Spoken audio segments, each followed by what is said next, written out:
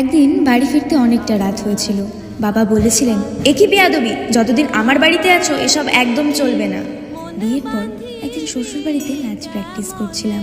শ্বশুর মশাই এসে বলেছিলেন, একই বেলেল্লাপনা, আমার বাড়িতে এসব অ্যালাউ করবো না। আমার স্বামী আমার চোখের জল দেখে বলেছিল, চিন্তা করো না, আমি বদলি হচ্ছি, শহরের বাড়িটা শুধু আমাদের হবে। নিজের বাড়ি পেলাম, মন খুলে সাজালাম সে বাড়ি। একদিন হঠাৎ দেখা হলো মিষ্টির সাথে, ওকে নিয়ে এলাম নিজের বাড়িতে। শেষে স্বামী বলেই দিল, আমার বাড়িতে এগুলো আমার একদম ভালো লাগে না।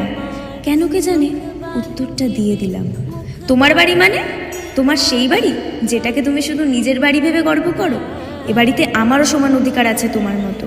তোমার বাড়িকে ঘর আমি বানিয়ে তুলেছি, ঘাম রক্ত ঝরিয়ে। মেয়েদের নিজের বাড়ি হয় না জাতীয় কথা বলে মেয়েরা যদি নিজেরাই নিজেদের অধিকার ছেড়ে দেয়, তাহলে গৃহহীন হয়ে বাঁচবে তারা, গৃহহীন হয়েই